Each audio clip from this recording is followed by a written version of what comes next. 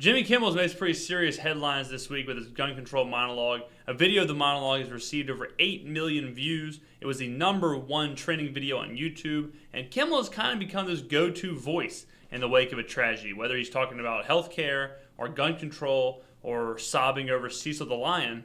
May his soul forever rest in peace.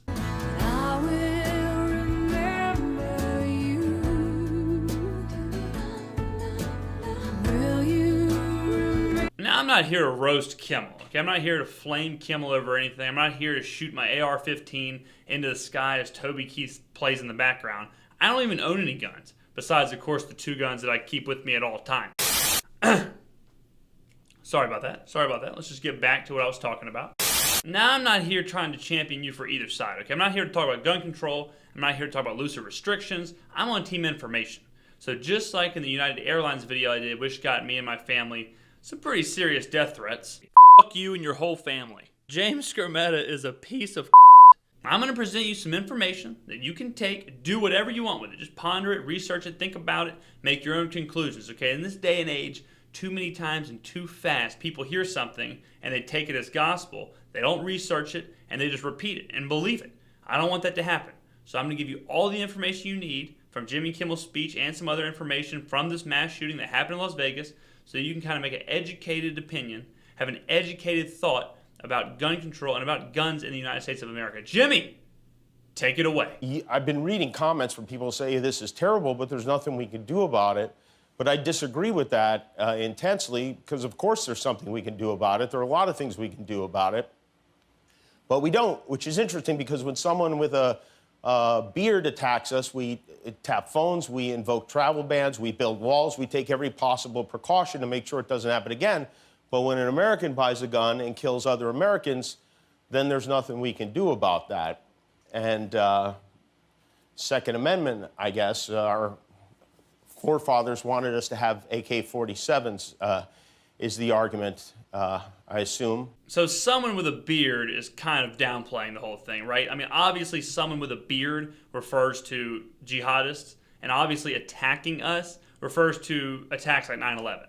And every time I hear it, it kind of blows me away to make it sound like a bad Jerry Seinfeld parody. You know, like, oh, well, I mean, some fellow with a beard comes in here and hijacks a plane, drives into a building, kills about 3,000 people, and now we have to put up walls and put up travel bans. What's up with that? And there's our first mention of the Second Amendment. Okay, so the Second Amendment, quick little tidbit. The Second Amendment was created so civilians can be on par with the military weapon-wise. So back then, it was something to the tune of, you have a musket, so I should be able to have a musket. Now, not so much. Now the military is so much more advanced, it's impossible for civilians to be on par with the military. Now, the forefathers couldn't have seen that coming. They didn't see the exact type of weapon coming, but they planned for that, because they didn't say the right to bear muskets. They said the right to bear arms. They used words like that because they couldn't foresee a AK-47, but they kind of understood that no matter what kind of gun, they knew what a gun could do.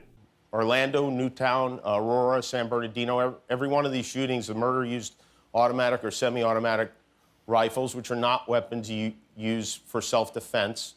They're weapons designed to kill large numbers of people in the shortest possible amount of time. And this guy reportedly had 10 of them in his room, apparently legally. At least some of them were there legally. Well, actually, the killers in those cities also used handguns, just like the ones used at Virginia Tech. In fact, if you take away Las Vegas, the top 5 deadliest mass shootings in the United States history, all 5, which of course are Pulse nightclub, Sandy Hook, Virginia Tech, Luby's Cafeteria in Texas, and San Ysidro, California, every single one of them featured a handgun. So eliminating rifles obviously would not have had any effect on those events, which at the time of last week were the top 5 deadliest mass shootings in United States history. And to go a little further, right, if we take it just American safety, so we take it away from mass murders, we're just talking homicides here, then rifles really aren't the problem. In 2011, 323 Americans were killed with rifles.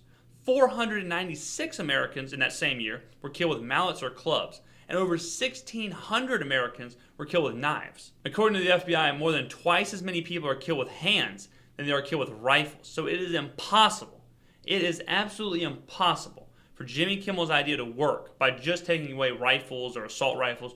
You would have to completely repeal the Second Amendment to even begin a discussion. Not weapons of self-defense is also wrong. That's not correct. If you ask self-defense experts like the fellows over at tacticallife.com, then you will see that they all choose rifles. Most of them prefer a rifle as their choice of a self-defense weapon because it's more accurate, it's easier to shoot, less kickback, things like that. I mean, look at this guy.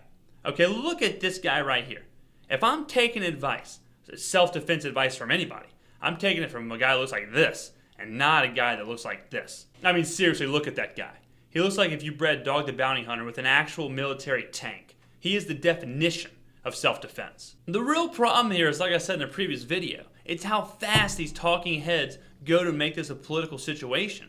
A political situation or changing policy or anything like that, no decision should be made after a highly emotional situation.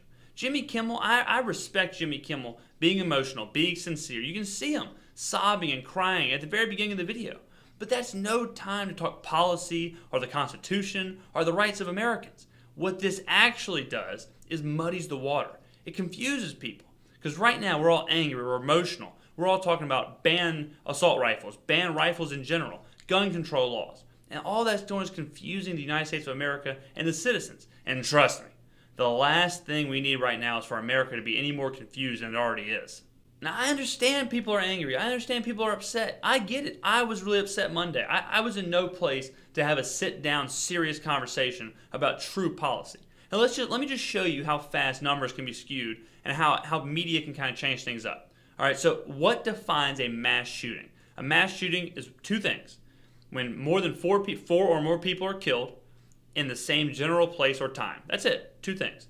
So in the year 2017 alone, from January 1st to October 3rd, we have 273 instances of a mass shooting.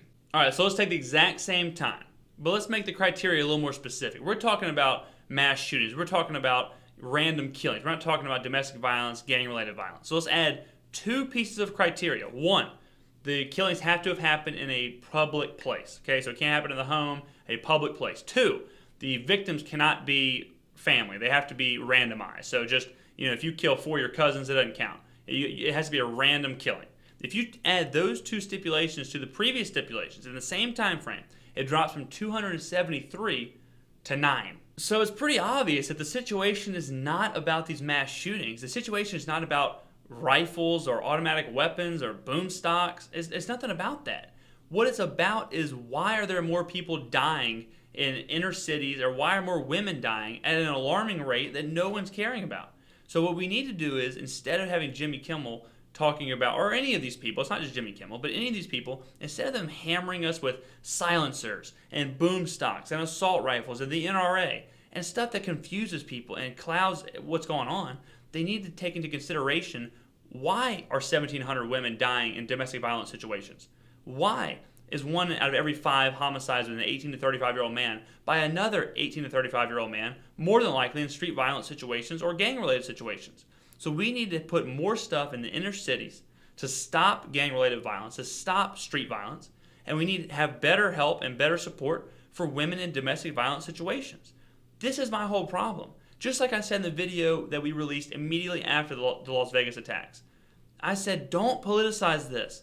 This is why America hates politicians right now. This is why people like Donald Trump have a chance to get elected, and did get elected. Because immediately, the second tragedy happens, politicians say, oh, it's time. We can get those silencers taken out, when silencers aren't actually doing anything. This isn't a James Bond movie. Have you ever seen an actual silencer? In the James Bond movies, it's like, pew, pew, pew, pew, pew. It's not what it sounds like. If you put a silencer on an AR-15, it sounds like a jackhammer.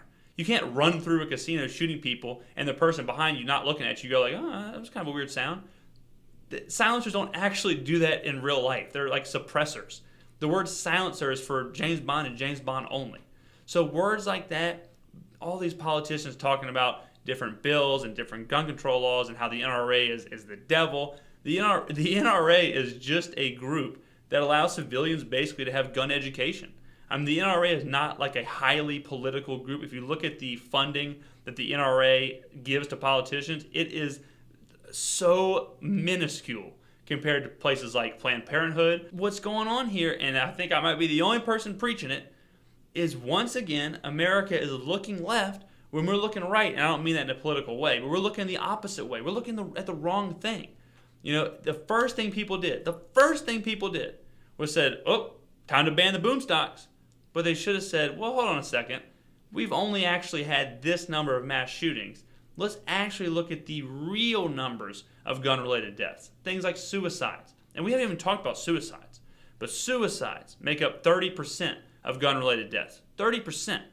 The domestic violence, the gang-related issues, the street crimes, stuff like that. And then that's not even counting.